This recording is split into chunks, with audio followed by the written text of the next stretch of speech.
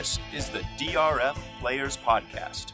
Hello and welcome to the DRF Players Podcast. This is show 298, the January 2nd, 2018 edition, the first live show in a while, and certainly the first live show of 2018. I'm your host, Peter Thomas Fornatal, crackling through a telephone line because of various internet connectivity issues I'm having up here in the frozen state of Maine. No hyperbole. It is minus 15 outside this window that I'm sitting next to. And as you can probably discern from the sound of my voice, I am playing hurt today, was down with the flu yesterday, could not get out of bed sick.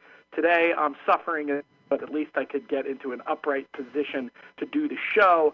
And I also kind of have to do the show because I still need to submit my Eclipse Award ballot, which is due today. That also happens to be the topic of today's show. And joining me in a place I'm hoping considerably warmer than minus 15, down in the planet Texas, he's the People's Champion for the first time in 2018. Here's Jonathan Kinchen. It's a little chilly, but it's not negative 15. It's like 45, which is 40. What I wouldn't do for 45 right in my mouth. Yeah, so it's a little chilly here, but I was lucky enough to get some California warm weather, so I'm progressively getting colder, but hopefully not as cold as you. Well, before we dive into the Eclipse Awards, we're going to have to do a production meeting in the middle of the show before we get to exactly how we're going to do that. But before we get to that, let's talk a little bit about your foray out to Santa Anita, this wonderful family tradition you guys have developed of going to Santa Anita for opening day. One I think I might adopt as soon as next year after this debacle, being up here getting sick for a week, JK. But I want to hear about that family trip to Santa and your thoughts on some of the stakes performances we saw on opening day. Yeah, no, tons of fun. And it's always exciting to have Christmas and then wake up and have Christmas again almost. It's like, so that's always good. Me and Austin made our venture out there to Santa Anita, and we sat in the turf terrace, which is like I guess it's like the 7 furlong pole, like right kind of past the wire, kind of up in like the table dining area. We decided to sit there, like we've talked about before. The Logan's a great place, but it's not ideal for kids. I decided not to. It's a serious right. No, don't get me wrong. We definitely stopped in to say hello and all that stuff. But so we saw Arcadia, got to see Leo, sat with Jason Avila, Tom Lute, Duke Matisse. Keith and Susan. Was Florian Simo in the mix? Who? Oh, I didn't see Florian, but he's a Logan guy through and through, and I was kind of in and out, so I didn't see him much. He got introduced to contests through the Logan suite and has had some real success over the years. Yes, yeah, absolutely, and so he's a guy who always seems to have that 25-to-1 shot. So he's always looking for value, running buddies with Aaron Veracruzzi. And for people that have followed Aaron Veracruzzi, you know that he's usually looking for long shots as well. Long shot AV. They don't call him long shot AV for nothing. Exactly. So it was fun. We had a great time. Unique Bella and Paradise Woods didn't disappoint when they turned for home. With a ding-dong match to the end, which I thought was great. Excited to see those two fillies continue to race against each other moving forward. And then City of Light, I was happy for Mike McCarthy, who I've been able to become friendly with because of Jake Vallis. Had a horse with him, and Jake's known him for a long time, so I was rooting for him for financial reasons, but also for what it would mean for his stable to get another Grade 1 win. I think he had one with the filly for Eclipse, turf filly Illuminate, I believe he got a Grade 1 win with. And I think he got a Grade 1 win as Todd's assistant when Todd was away. Might be the best way to say it. I think that he got a Grade 1 win there as well. So good for Mike and good for his stable out in California. Definitely. And if I'm not mistaken, I think that's a horse. Did we give out that horse on the show? I sure hope we did. It feels like someone did. Yeah, I think we talked about him. I think you might have given him out, or you might have picked him. Yeah, it was, or maybe it was even Craig. I do know we did it on the Timeform thing. We talked about it because he had City of Light had red time form pace figures from a really fast pace that he set in the race Breeders' Cup weekend. So I would imagine we pointed people in that direction, at least to a certain extent. I should really take notes on this stuff. I'm letting down as the host. We had a lot going on last week, though, with putting that best of show together, et cetera, et cetera. I don't want to go away from Unique Bella, Paradise Woods just yet, as it seems like these two might come across each other again. Did you think the result on the track was representative of each horse's effort? Yeah, no, I thought it was good. I'll be honest, I probably need to watch it again. I watched it from a fan perspective and watched it live. So I probably need to take another look at it. I guess it's Unique Bella got a great ride and kind of got herself out of the position that I think a lot of people who might have been against her thought she was going to be in, which I thought was good. And I'm excited to see those two fillies go further. I know that a lot of people suggested that Unique Bella is potentially going to be better as they go longer. So, and I think Paradise Woods' game might be a little bit better longer as well. So the opportunity to see those two square off a few times over the next year, I think could be a lot of fun. Those two could be the leaders of that division when we look back at 2018, a year from now. I like it. Any other thoughts or experiences to share from your opening weekend at Santa Anita? Yeah. Oddly enough, I ran into the Pick Six, a couple of the Pick Six boys. Ah, yes, and offered my hand and said, "Hey, if you guys want to chop it up about what's gone on the last month or 2 months, I'd love to talk about it. I mean, I have my son with me. I don't have a ton of time, but if you want to," and the Mad Hatter, the leader of the group, had some top hat on or whatever. He informed me that they will no longer be speaking to me. So, as heartbroken as I am to not have to hear the hot air that typically runs rampant from their mouths, it's a sad day for me in 2018 to know that it won't be filled with jubilant conversations with those guys. So it is a sad day. As great of a day as it was, that was a sad moment for me. So I wanted everyone to know that, and if you can offer any support. Christian Helmer's telling you he wouldn't be speaking to you anymore. I don't know if that would involve lost sleep, booking extra therapy sessions, or what. But we're all, not just me, but all the listeners of the show, JK. We're there with you for support during this difficult time. So feel free, man. Reach out. Don't be a stranger. It's okay to need support when really difficult things like that happen. Another question was: he had the top hat on over the bandana? I'm assuming so. I'm assuming so. I can only speculate that maybe he's balding. That's why he wears that bandana. I can't laugh at that as a man losing my hair myself. It's too awful. But I think you should also point out I think you should exempt, since you're speaking generically of the Pick Six boys. I think you should probably protect the innocent by saying who wasn't there. Yeah, Nissan wasn't there. It was Kevin and Christian. And all joking aside, I mean, obviously I'm tongue in cheek. It was an annoying situation because really all I was doing was trying to say, like, look, guys, like, no offense, I never had any like real agenda against you guys. I just wanted to try to get the problem fixed, and a lot of people wanted to get the problem fixed. It's not like I'm just like on some rogue mission by myself. A lot of people felt that it needed to be addressed, and all I was trying to do was face-to-face express the fact that I didn't have anything against them personally and allow them to share their side of how they feel about things in an open dialogue. And so that's why I'm being so sarcastic, and if I seem a little agitated, is I think it's a little bit silly. I just think it's kind of childish. Well, it's very high school. It's very if you have something on your mind, then like let it off. Yeah. So it is what it is. I'd vowed I wasn't going to talk about this anymore, but this is so funny. I think it warrants it. And there's 2 points I have. Point one is something that's gotten lost the point that I haven't had a chance to make, and I haven't even mentioned this theory to you, JK, but the idea that there were whatever there were signatures on that letter. How many were there in the end? The letter that went to between 6 and 8, I think. Yeah, and this was the letter, of course, that was sent at the Breeders' Cup complaining about the unprofessional way which the Breeders' Cup tournament was run this year.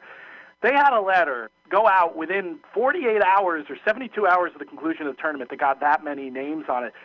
If they solicited people to sign with questions, I mean, multiply that by 10 or 20. I mean, you're looking at, just based on players I've talked to, there were hundreds of people who had these same concerns. So the idea that, like, certain people are being, like, singled out or there's some sort of any personal, vendettas going on here, I think really is silly. And the pictures are obviously, the picture's obviously much more complicated. The Breeders' Cup obviously agrees with the formation of its players committee. But I also wanted to say again, just, knowing I'm ground line in the cabin up here in Maine because the internet connection in the -15 is intermittent. So it's quite possible that one of my in-laws is going to be picking up the phone at some point during this podcast and attempting to make a call. With that in mind, JK, let's dive into the business of today's conversation and run through these Eclipse ballots. I'm actually going to be physically putting in my ballot as we talk. I'm going to let you, because I don't have everything in front of me, I'm hoping you do. I'm going to ask you questions and let you sort of lead the discussion, and that will enable me to do the typing that I need to do as we go through. You good with that? Yeah, sure. I think I got the materials in front of me. Most of them I could probably do off the top of my head, but there is a couple that are a little bit tricky for me. Yeah, and there's a couple that I'm going to need to do a little more diving on, like the jump winner. I like jump racing. I like to vote in that category. I'll admit I'm not properly prepared, being completely horizontal yesterday out with the flu, but I'll just do that later. Let's run through the ones that we can do right here and now, and let's start with a tough one, and that's 2-year-old male. And it's tough because I think there's good cases to be made for 2 horses here. Yeah, no, I agree with you. And this is one that I thought was a little bit tricky, and one that I probably would just defer to the Breeders' Cup. And I think that's one of the things you'll notice that at least in my opinion, is when it's a hard decision to be had, I think you should defer to the Breeders' Cup. And so for me, as much as I would like to vote for Volt Doro winning 2 Grade 1s, I'm gonna just go with the horse that won the Breeders'. That won the Breeders' Cup Juvenile, and that would be Good Magic. So Good Magic would get my vote for this one. I wouldn't be mad at anyone who voted for Bolt Doro, and I wouldn't find Bolt Doro as like a weird. That doesn't make any sense to me, but that's who I would go with. I agree. I'm going to go Good Magic because it's a double thing. It's not just the Breeders' Cup. It's the Breeders' Cup and the head-to-head result. It's kind of interesting. Like, I think if Bolt Doro just hadn't shown up for the Breeders' Cup, he'd probably have more people in his camp, you know what I mean, projecting what might have happened a la American Pharaoh a few years ago. But I think that I got to go with Good Magic and the result on the track. And the Breeders' Cup, Bolt Doro second. I actually have to put in a third-place selection, too, JK. You got any thoughts on that? Yeah, I guess who I would put, let me just double-check. I think Catholic Boy maybe could be interesting, winning the Rimson and then winning the With Anticipation. I think probably him. I guess maybe Free Drop Billy could be considered as well. He won the Breeders' Fraternity as a Grade 1, and then he was placed in another Grade 1. I like Catholic Boy, though. It ran the big race, I thought, in the juvenile turf, and then came back and confirmed that form. He had trouble in that juvenile turf, and then, a very nice-looking win back on the dirt. I'm going to throw him in third. The third places, I forget how it works. I feel like almost everything is predicated off of who you vote for first. And that's obviously where we put the majority of our opinion. Let's move over to the 2-year-old filly division, JK. What do you think of this one? I thought this one was a little bit more difficult, obviously, because you have Moonshine Memories, who's got 2 Grade 1 wins. And then you have Caledonia Road, who won the Breeders' Cup juvenile filly. So she would be my default, I guess, based on that. But her resume before that doesn't really move you. She obviously got second in the Frizette, which is a Grade 1. I look, and is this a dirt situation? Can it be a turf horse? I mean, Rushing Fall makes sense to me. Winning 2 grade 3s, but is that your Eclipse champion? Well, I guess grade 1 in there, isn't there? Oh yeah, I'm sorry. Yeah. Well, no. Yeah. I'm sorry. The Breeders' Cup Juvenile filly, Yeah. turf filly. Yeah, I mean, and That's Rushing where Fall, I'm I think, was leaning. probably more. Do you think that's a mistake? I mean, that's where I'm leaning. That, to me, is much more of a championship campaign than Caledonia Road. And Moonshine Memories is very hard to give to over Caledonia Road for obvious reasons. I want to go Rushing Fall, Caledonia Road, Moonshine Memories in that order, unless you talk me out of it. No, I won't talk you out of it. I do think that. Not necessarily what you would have done. No, I think that I would have picked Rushing Fall, and I think that even in a conversation we had, I think I told you Rushing Fall. I guess it's the American in me that like makes me like kind of like lean towards the dirt racing, and maybe that's silly, and I'm not intentionally doing that, but I guess that would be my hesitation. But Rushing Fall, looking at it in terms of earnings, I think the case for valuing dirt form over turf form in this 2-year-old division, especially, I think would come down to earnings. If you said you have these? I hope I'm not putting you on the spot that you have. No, I got it in front of you. Let's talk about what Rushing Fall earned as compared to the other two. She earned $685,000. Moonshine Memories $416,000, and Caledonia Road $1.2 million. Yeah, so that's the case for Caledonia Road right there. But of course, that all comes down to that one race, and I think what I'm saying is I agree with you that the Breeders' Cup would normally be my default. But when you give me such an appealing option as Rushing Fall and the way that her PPs look, that's just what I'm going to do. And others can disagree, and I couldn't fault anybody who voted for Caledonia Road. And I think that the earnings lend themselves to that argument that you were making, JK, about it's not just about being an American. It's about what gets valued in American racing. But I just you got to at some point here just go with your gut, and the gut for me says Rushing Fall. So that's that. Let's go on to the 3-year-old male, JK. I think this one's straightforward, right? West Coast for sure. Yep. I don't see. I was the one saying that he hadn't necessarily sewn it up before the Breeders' Cup Classic, but I think the performance in the Breeders' Cup Classic makes it a no-brainer. Interesting one to think about filling out the underneath spots. Yeah, I think that, who I would look for second. There's a lot of horses that just kind of did a couple of things, right? Taprit won the Belmont. Practical Joke won the I always want to call it the Jerkins, but I want to call it the King's Bishop, but the Jerkins. I would consider Oscar Performance somewhere in there to get a vote, just to be recognized for the 3 grade 1 wins, 2 grade 1 wins, and a grade 3. The Secretariat and the Belmont Derby, I thought that was pretty impressive. And so I would try to give him a little bit of a consideration there. And then I always believe that our Derby winner should be honored, even though he was on a gold rail and he won't ever win again. Always Dreaming or Battle of Midway would be 2 horses that I would consider underneath as well. It's tough. It's a very tough one. The moment I'm going to lean West Coast, Always Dreaming, Oscar Performance, but I don't feel that good about the Always Dreaming.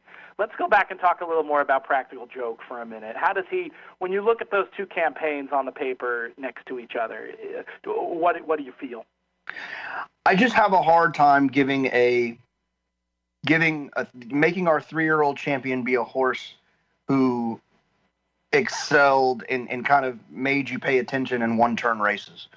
It's just weird giving it to and he's not a sprint type because he ran well in mile and mile and a 16th and mile and an 8th races, but I just have a hard time giving it when his standout win was a 7-furlong race. It's as much as our racing is centered around the mile and an 8th and a mile and a quarter 3-year-old races, it would feel weird doing that. I agree. It's USA. It's the Kentucky Derby, Always Dreaming in an underneath spot. And I'm fine doing that just because I think it's so obvious that West Coast should be the winner, and I think there won't be any, I don't think there's really any doubt who's going to win that award. Let's go on to the 3-year-old filly. This one was a little bit trickier for me when I was looking through it. I think that it's got to be Abel Tasman with the multiple 3 grade ones. I believe she won the Kentucky Oaks, the Acorn, and the CC Coaching Club American Oaks, and then ran second in the Cotillion at a grade 1 and ran second in the Breeders' Cup Distaff. To me, it's kind of a no-brainer-ish there. I guess a late is interesting for winning the 2 grade 1s, the Beldame against Older, and then the Alabama. But I still defer to Abel Tasman, especially because they raced each other on the track. Yeah, don't you think that one? I feel like that one was decided on the track with us watching, and I remember that was a special moment where you sort of took us out of in the middle of Breeders' Cup haze, a group of us who were hanging around and said, guys, like, we're going to go watch this one live. This is an important race. And that was a cool thing that you did, and I agree, and I want to let that race decide that award for me, and I want to put Abel Tasman on top. Any other thoughts on the underneath spots? I think Unique Bella, actually, with what she did in the La Brea, if people hadn't already turned in their ballots, could get her a little consideration. I mean, probably not a ton, but a little bit. Yeah, we're talking about underneath, underneath. When you look at it that way, I'm physically doing this as we talk, and I have to put 3 names in. Why not her? And you look back to her defeat, and I know this sounds crazy, but I'm a big enough believer in track bias, working with Mike Maloney on Betting with an Edge, that I think when you factor in the track excuse for the bad race and you look at the rest of her body of work and then coming back and winning again against a worthy foe, why not put her third? Yeah, I mean, I guess if I had to really make the decision, or if third was really that important, I would think maybe a late deserves it a little bit more with the grade 1 winning the Alabama and the Beldame. Why couldn't you have all 3 Abel Tasman, a late, and Unique Bella? Who would you feel like was getting left out? No, I think that's fine. I think that's probably the way that I would go. I'd already penciled a late in that second spot for that reason. Here's one that you're going to have to rack your brain a lot on, I think, JK. Older Dirt Male. You know what, though? Look, I mean, it has to be Gunrunner. I say that facetiously because it has to be Gunrunner, exactly. But it does make my teeth itch a little bit that Arrogant gave us 2 of the most remarkable performances that we've seen in racing, with his Pegasus event, winning as much money as he won there against our previous champion in California Chrome, beating him on the square. Obviously, California Chrome wasn't himself that day. And then the effort in the Pegasus. I'm not the Pegasus. Excuse me, the Dubai World Cup. And beating Gunrunner there. It's just a little. It makes my teeth itch a little bit that Arrogant is not going to get recognized. I know. But if the Eclipse Awards were from August of 16 to April of 17, it would be Arrogant. Arrogant becomes a victim in the end of the fact that he divided his greatness over the second half of one year, which is why he lost to Chrome last year, and then the first half of this year, but then letting Gunrunner going on and doing what he did. I mean, I just feel like the result of the Breeders' Cup Classic, there's just no. I mean, you think people will put Arrogant over Gunrunner? You think some people will do that? I mean, I'm sure there's a couple people that will do it, but I doubt it. I doubt it. I mean, Gunrunner deserves it. It's just like you said. It's just weird that Arrogate's going to be one of these horses that was one of the greatest things we've ever seen, and he never won Horse of the Year. Right. He did win an Eclipse, however, last year for 3-year-old. Yes, he must have. Yeah, no, he did. So he doesn't get completely left out of the mix. I've got to put in a third selection too. Where does your head go? I gotta actually look at that one. Cupid? Just kidding. That was for our buddy Scott Calder. I love that picture, by the way, on the wall in Scott Calder's office. Should I tell the world about it, or no? I'll tell the world about that while you answer this question, so I can actually fill out this ballot. As regular listeners to the podcast know, JK has had a bit of a Twitter feud at points with another very visible player in the contest world, and that's Kevin Cox, the Brooklyn Cowboy.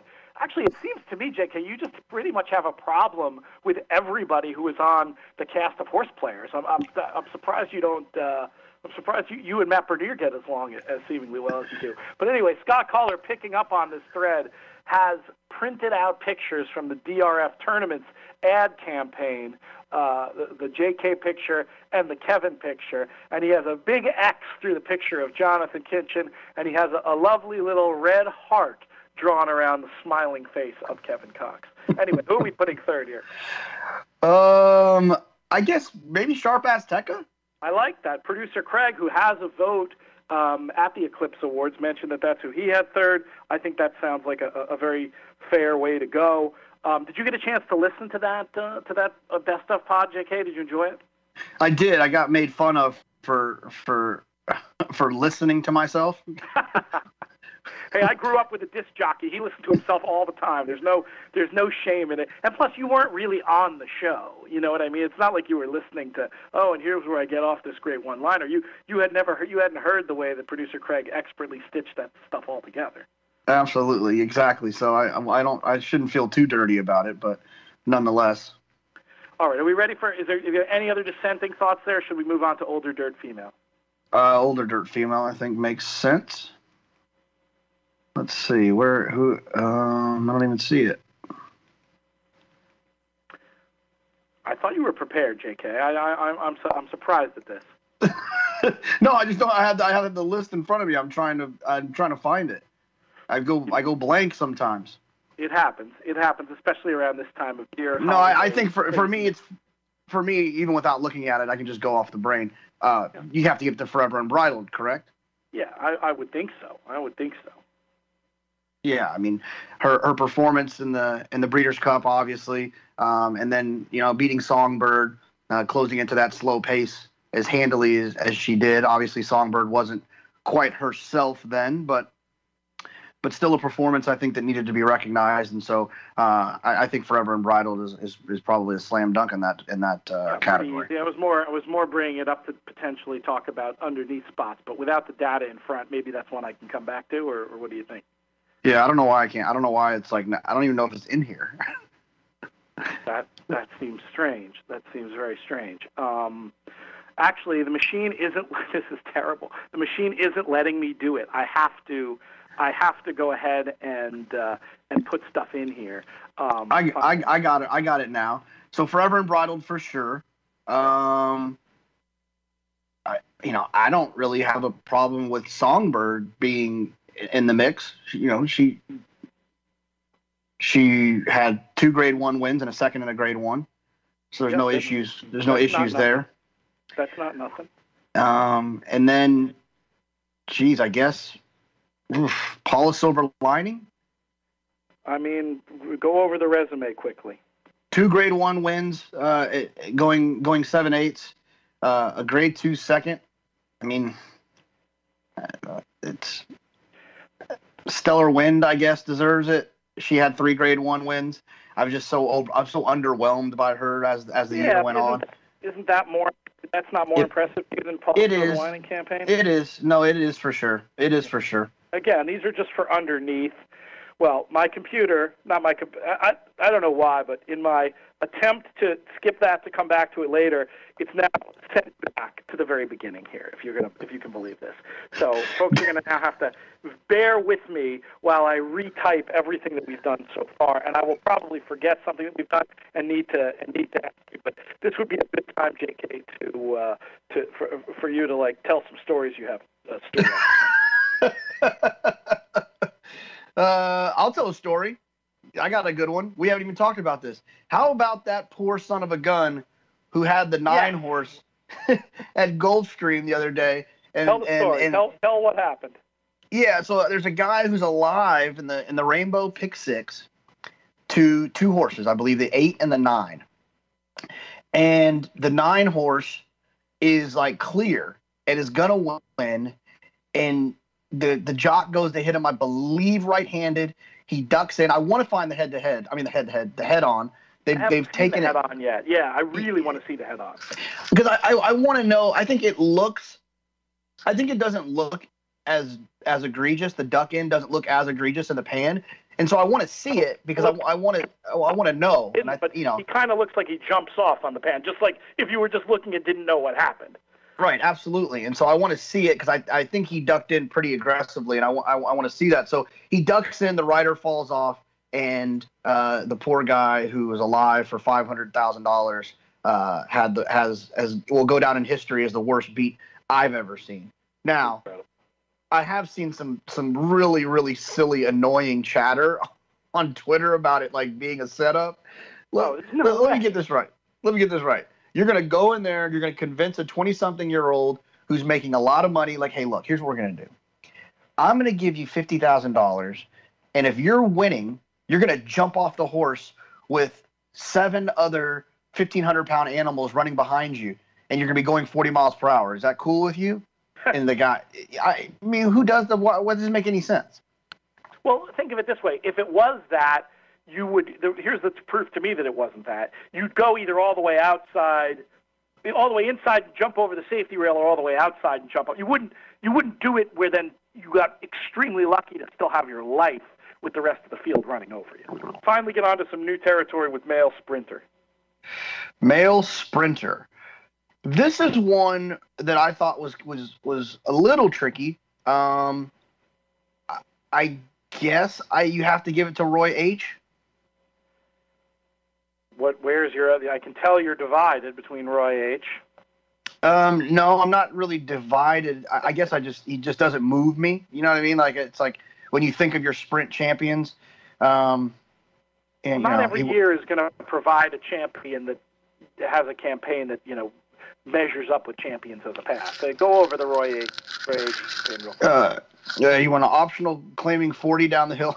No, he really did. No, he won the Grade 2 True North at Belmont by 2, won that impressively. Was beaten in the Bing Crosby with that awful trip when Dre Fong dumped Mike Smith and carried him out into the middle of the track. Then he won the San Anita Sprint Championship, was a Grade 1, and then he won the Breeders' Cup, which was a Grade 1. Campaign. Why are you hesitating? I don't know. I mean, probably because I didn't bet on the horse and he knocked me out of the pick six. And I'm just being angry. That did not factor into Eclipse Award balloting, by the way. I guess that's why they didn't give me one. They know I can't make objective decisions. Now we'll live in a fantasy world where we don't have to give it to Roy H. And who would be the other two you would throw up there as possible alternatives? No, I think to me it would be it's fine. There's no one else that really moves me. I think Awesome Slew had a great year, but I don't think he had enough. He didn't have a Grade 1 win. He had Grade 3 wins. Dre Fong obviously didn't have the year that he had previously. Kind of a short campaign. Only ran 2.5 times, really, if you count the one where anyone? Those were the two I was thinking of for second and third. Is there anybody else you'd suggest to maybe bump one of those for second? No, I think maybe Mind Your Biscuits. Yeah, Mind Your Biscuits. I mean, look at him versus Dre Fong. He had that huge win in the Golden Shaheen. Yep. Then he won the Belmont Sprint Championship. He was off form for the Grade 1 Forego, ran third in the Breeders' Cup Sprint, and then came back and ran second in the Grade 1 Cigar Mile. So I think that he's got super. I think I'd rather include him over the sort of non-campaign of Fong, but did have one big race. Okay, I'm happy with that. Female sprint. Female sprinter. I think this was one where people might disagree. I'm just not really moved. So just give me the Breeders' Cup winner, which would be Bar of Gold. Not That's really. A tough one, though. Yeah, exactly. I mean, it is. It's really hard. I don't even know. Try to make a case. Think of it. I mean, I get what you're saying. Bar of Gold, we've got a very modest campaign with a Breeders' Cup win, which is often the default thing to vote for in an Eclipse Award. But I mean, heck, can you make me another case while we're talking here? Okay. Again, we need second and third anyway, so let's look at who we want to put second and third, and maybe we can get excited and elevate one. But I think it might be tough. Okay, so let's just go by earnings. Let's look at the earnings real fast, okay? Bar of Gold had $1.5 million. By the Moon had $1.5 million. Highway Star made $1 million. Paula Silver Lining 1.5. So 1.5 is the cut. I mean, no one made more than 1.5 million. Right. Paula Silver Lining has the 2 Grade 1s and a Grade 2. That's nice.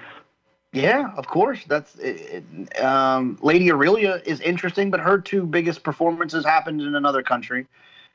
Yeah, which are theoretically not supposed to count, by the way. I realized as I was giving horses credit for them before. I believe it's strictly according to the rules, but I don't know that makes a lot of sense to me, and especially when it's not affecting first place. I'm okay, sort of ignoring that. Yeah, I mean, after going back through it, there's 3 horses I think that you could that could win it, and there's only one that I really don't feel dirty about winning it. I think Bar of Gold is the one who should win it. I guess By the Moon making $1.5 million and winning 3 graded stakes, including the Grade 1 Ballerina, could be considered, but that doesn't feel like my sprint champion. Paula Silver Lining with the 2 Grade 1s and the Grade 2, but that doesn't feel like my sprint champion. So give me the one that won on the biggest day in the biggest race versus the best fillies. Let her be the champion, and toss in the others for recognition. This is a whole rabbit hole that I don't know that we want to go down, but maybe we'll try to do it without going too crazy. I agree with everything you said about the Breeders' Cup and the prominence it should have when voting for these awards. When there's a bias situation, as we saw this year, does that, to your mind, JK, change at all the amount of importance the Breeders' Cup should have? And was Bar of Gold the beneficiary of the bias on Breeders' Cup Day? I mean, I think she was partially. I think she was more. She was more helped by the pace being supersonic and falling apart. I agree. And I think that if I don't feel like I'd ever downgrade for that. By the way, I don't think. I think if a horse, if you're giving it because of the Breeders' Cup, just because the horse was flattered by the pace, I mean, I guess you could argue to downgrade a little, but it's not. It's still closer to on the square than a horse that, say, rode the Golden Rail. Yeah, and it just happens to be in our memory too, right? I can't remember. It's like By the Moon won the Ballerina going 24 and 47. Do you downgrade her for that? No, it's almost like when I feel like the biggest difference for me between voting for these awards and handicapping is I think you have to take results. As a handicapper, if you take results at their face value, you're going to get in a lot of trouble. You've got to look for that next level. Right, and I've go ahead. Whereas, I think I already made the point. When you're voting for awards, it's look at what happened on the track. Of course, yeah, and I've actually had this conversation at the Keeneland sale when I was there earlier this year. I was talking to Jake and some other just kind of, guys that are heavily involved in breeding. And I said, I find it kind of funny that a lot of times these horses get valued based on the Grade 1 performances of the mare. And then I'm like, well, what if the mare won a Grade 1 by default? What if it was some weird situation where it's a bias or a pace meltdown? It's this horse is now valued because this horse is a Grade 1 winner, but really it's the weakest Grade 1 in the history of Grade 1s, and so I wonder if that ever gets taken into account. I think probably some people do, but I think probably the vast majority of the industry does not. Matt Bernier chimes in asking about Unique Bella as an FM Sprinter candidate, even with the Breeders' Cup flop. What do you think about that idea? I looked to that, and then I realized that she really only, she sprinted 3 times. It was the Grade 3 LA Woman where she was 20 cents on the dollar, and then back at the beginning of her 3-year-old campaign in January in the Santa Ynez, and then the rest of them had all been kind of. I mean, I get it ish, but I just don't want her to be our champion, especially with a horse that made 3 times as much money and beat her on the day. Yes, the circumstances were definitely against Unique Bella, but Bar of Gold beat her on the day, and Bar of Gold made 3 times as much money as Unique Bella did. And so for me, it would have to be Bar of Gold. Gotcha. Okay, makes sense to me. Let's move on to the male turf horse. World Approval, right? I mean, this one's pretty. If you can't give it to Devisadero, then you might as well give it to World Approval. World Approval has to win this one. Terrific campaign. I think in terms of minor awards, Beach Patrol name certainly has to be mentioned. I think you can argue very effectively that he was best, even in the turf itself. Yes. Yeah, for sure. Yeah, I mean, yeah, I just there's no one over World Approval for first, but it's certainly enough to be in the minors. Right, absolutely. Yeah, I think that he definitely deserves consideration. But world approval, what? 3 grade ones? Yeah, 3 grade ones. You're the one with the stuff in front of you. Yeah, 3 grade ones. I think it's definitely got to be world approval in this situation. Pretty cool to be a homebred as well, and win that award. What about for third in there? BC champ. No, because I don't want to hear the Pick Six boys. I'm just. You can't just say things like that and not explain what you're talking about. No, I'm joking. That was one of Nissan's big bets was Talismanic. I don't know what's wrong with Oscar Performance. I know we talked about him in the 3-year-old category. I can't vote for him over Talismanic. Okay, fair enough. I just can't do it. I mean, I like him, but then they went and raced, and it's not like Oscar Performance doesn't have the sob story that some of the others do. Let's move over to the female turf horses. Female turf horses. This one is, I think it's Lady Eli, isn't it? I mean, I would hope. Yeah, I mean, she what? 2 grade ones. I thought she would have won more, but I guess just 2 grade ones in the grade 2. 2 Saratoga. The 2 races at Saratoga, one was a grade 2 and one was a grade 1, right? Yeah, absolutely. I mean, and then just on the Breeders' Cup. I mean, I know her story is not supposed to matter, but I think it should. The Breeders' Cup. She did not win the Breeders' Cup, but still, I mean, make the case against her. I guess you'd have to look for the Breeders' Cup flop and dive into something off of that. Yeah, I mean, I guess that'd be the only thing. I mean, but I'm trying to see who on this list won more grade 1s than her, and I don't think there's anyone that won more grade 1s, so I don't see how anyone could really have a problem.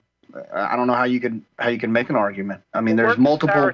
Yeah, it was too much. The rest of the division was too divided up, it seems. Yeah, I mean, and she was good pretty much all year, you know. Yeah, I think for me, what did the early part of her? What did she do before Saratoga? She won. She came back in April in the Ginny Wiley, the grade 1 Ginny Wiley, ran second, got beat by Dickinson. Then she rolled off 3 wins in a row. Santa Anita in the grade 1 Gamely, the grade 1 Diana, and then the grade 2 Ballston Spa. And then she had the Breeders' Cup Filly and Mare Turf where she got half of her foot ripped off. Right. I mean, she had the excuse in there, and it's like, you know, Wahida, I don't see how you could vote for Wahida over her based on just the one race. So Wahida certainly has to be in the minors.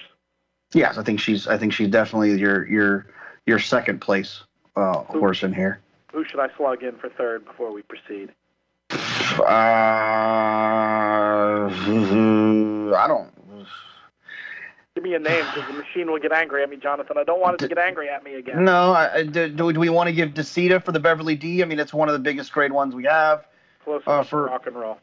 Yeah, I don't think it really matters anyways. All right, we're gonna if it will let me, we're gonna abstain on steeplechase horse. It will probably not gonna let you. It's not gonna let me. So we're gonna we're gonna do this really quickly. Look at grade 1s and earnings, and let's slug some names in. Okay, so Mr. Hot Stuff. Love Mr. Hot Stuff. What a cool story. A horse that ran in the Derby a million years ago. And I believe the bloodstock agent, when Mr. Hot Stuff was switched to being a jump horse, was actually our buddy Sean Clancy. And the horse has gone on to do some amazing things. And I'm sure, based on his year, what I'm remembering of his year, he will be in the top 3. I don't know if he's going to be number 1. Well, he won the Grand National, the Grade 1 Grand National, which is that's their biggest race, isn't it? Yeah, I mean the one at Far Hills. Yes. Yeah. He won that race. That is the Breeders' Cup equivalent. Yep, he won that race. He has $659,000 in earnings, which is the most. Enough for me to put him first. Yeah, a horse by the name of Modem ran second in 4 grade 1s, which is Modem pretty should impressive. Probably be listed here just for the whole. I know he had a good career. Hard to see him number 1 without getting the win, but I mean I like the idea of suggesting him. And who else is up there in earnings besides those 2? That's it. The rest of them are kind of all floating around 300. Modem, a horse by the name of Diplomat, won the New York Turf Riders at Saratoga. Of course, yeah, Saratoga. And Modem ran second there, so that was a grade 1 win. So Diplomat and Modem, I think, makes sense underneath. But as horses that no one won more than 1 grade 1, it makes sense to me to give it to Mr. Hot Stuff, who won the biggest race of the year. or this is a really interesting one for owner, and I think it's a no-brainer at the end of the day. No-brainer is too strong, but Head of Planes is probably the answer off the immense amount of graded success and the fact of having, Lady Eli on the team. But I'll say this, I don't think it's as simple as the margin of graded wins to the second, because I do think there's something about the Head of Planes business model, which is essentially, in terms of not just being active at sales, but buying into established horses, that certainly gives them him or them a leg up when it comes to, accruing those kind of statistics. And those stats to me aren't the only thing that I want to be looking at for owner, but I still feel like at the end of the day, it's Head of Planes here. What do you think? Yeah, and I'm a little bit confused, to be honest, and we know we had this conversation. Ray Pollock tweeted a screen grab from Equibase showing Head of Planes with 11 winners and 16 wins. So 11 Grade 1 winners, graded stakes winners, 16 graded stakes wins. It also has them, well, not them, it has Sheep Pond 5th. And for most people, I think that Head of Planes and Sheep Pond are both run by Saul Kumin, which are virtually like the same partnership with just different people involved. And so, I think Saul definitely deserves some recognition.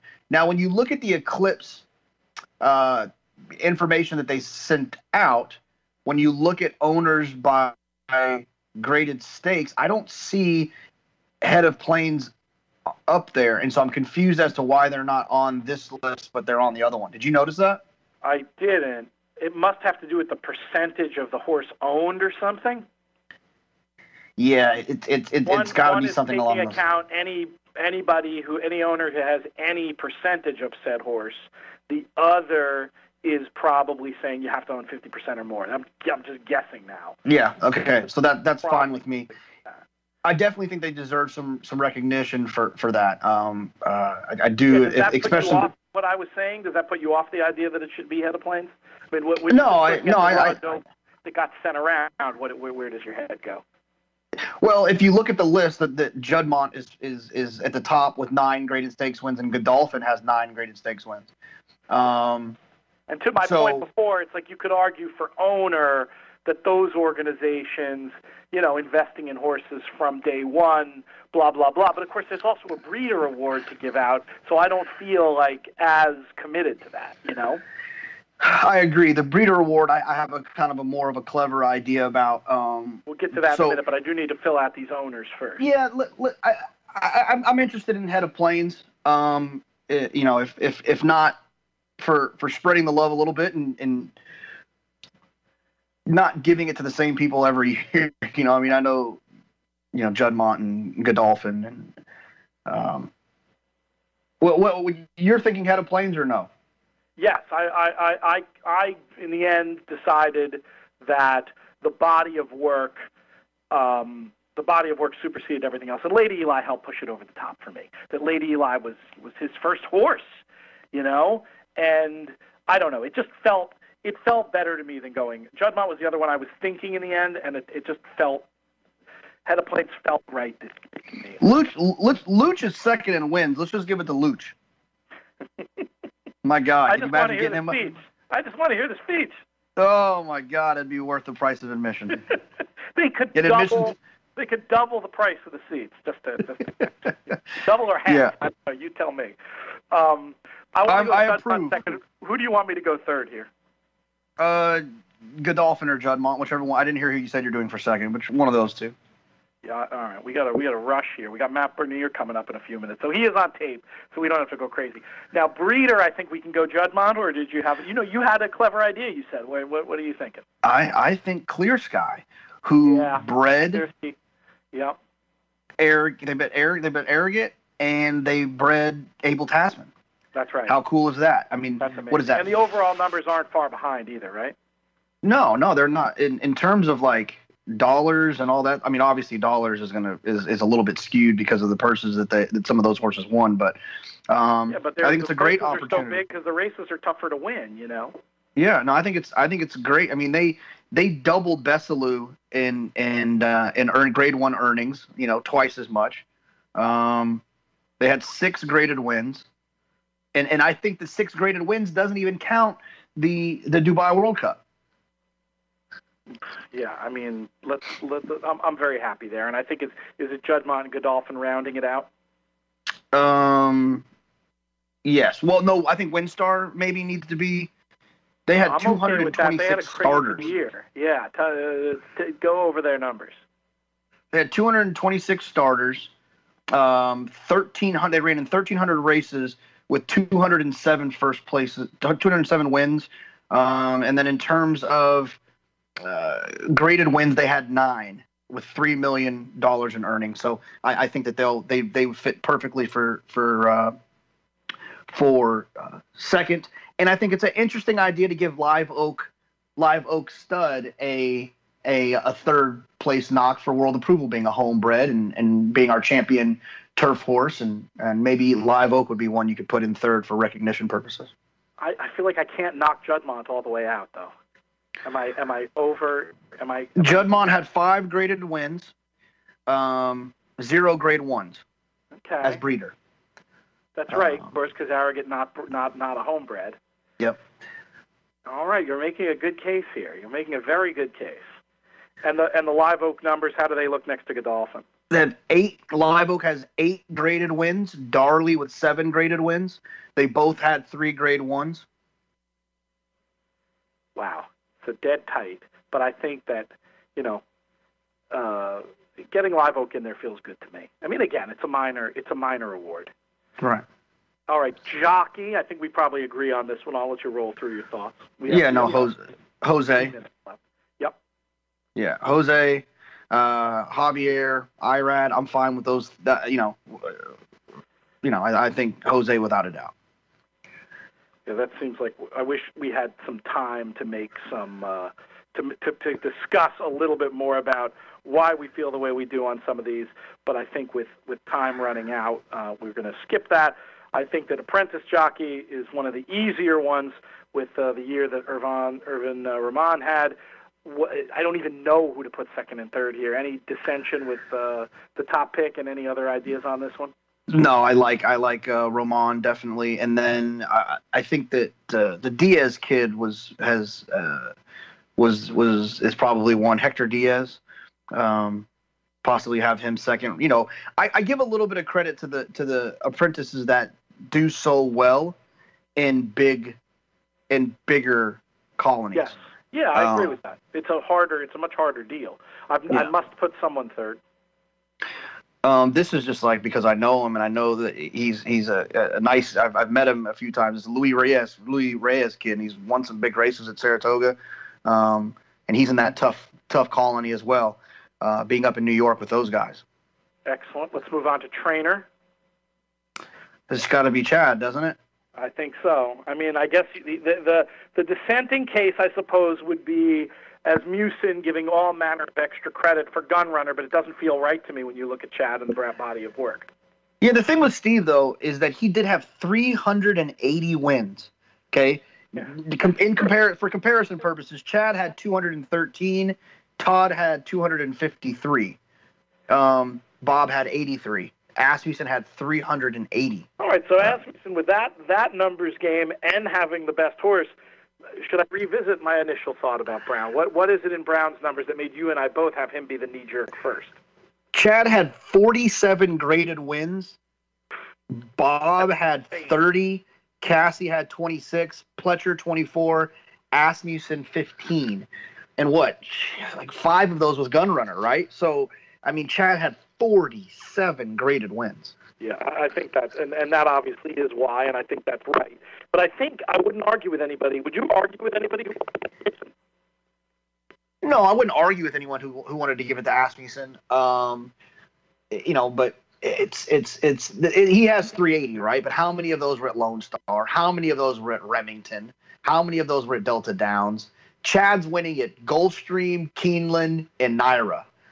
And I think that in having that many graded stakes wins, 47 being 17 clear of of the best trainer on the West Coast, I think is impressive in itself. Who you put third?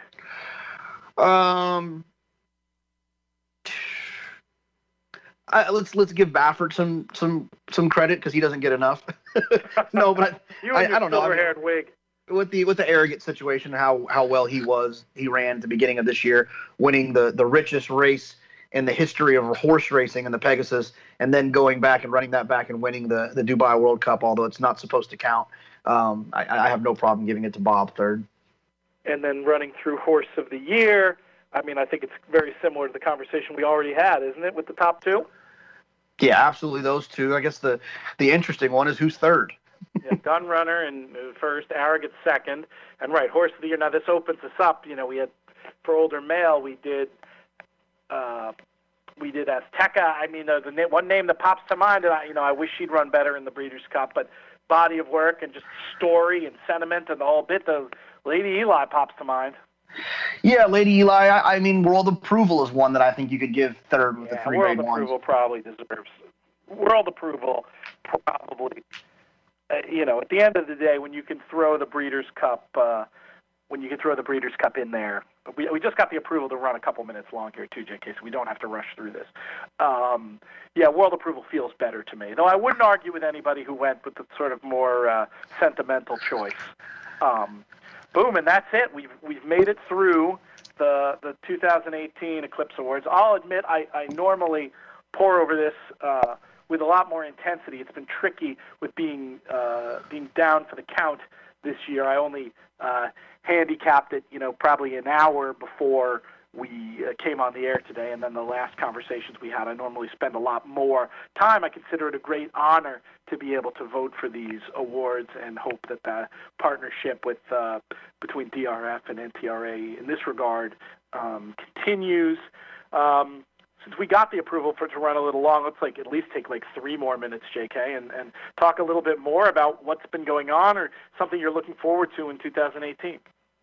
Yeah, no, I'm looking forward to just another fun year of getting to hang out at racetracks and watch some good racing. I think that we talked about Unique Bella Paradise Woods continuing on should be a ton of fun. The Derby preps are about around the corner to get rolling again. Another good summer at Saratoga. Great news, by the way, Pete. This is we haven't had this conversation yet. You know how I'm my mom's registered companion for the flight benefits. That's how I fly for free. Indeed. My mom has a friend who volunteered to make Austin her registered companion. So now Austin so nice. is unlimited this year. So I would imagine that you paid for Austin when he flies. Yep. Yeah. Oh, that's huge news. Other big news that you don't know yet. You know how we have the apartment in Saratoga adjacent to the house, which in past years has had a tenant. Well, this year, with Susan's new job where she's essentially working from home, I can't have a tenant in that space. It's going to be Susan's office. But, of course, there's a loft up there, too. So I guess what I'm trying to say is you and Austin have a place to stay in Saratoga anytime you want. Don't even really have to work around the calendar this time. Oh, that's awesome. I'm gonna miss your normal tenant, but she'll be a few blocks away. She'll get taken care of. It is regrettable to have to not have a nice tenant come back, but obviously Susan's work situation had to take precedence over that, and we'll make sure everybody gets taken care of. But I do predict a lot of hours of horse racing and Jurassic World playing for Perrin and Austin in the new year. For me, things to look forward to. I agree with everything you said. Always fun to see what's going on in the 3-year-old division and the new crop of horses. Also very excited to see. I feel like it's going to be a big year for contests, JK, and I feel like things have been, there's been a lot going on. We had the crazy Breeders' Cup story this year. When I interviewed Joe Applebaum a couple of years ago and we were talking about contests, he said something to me I thought was very clever, to the effect that he felt like if contests were a baseball game, we're still in the 3rd inning.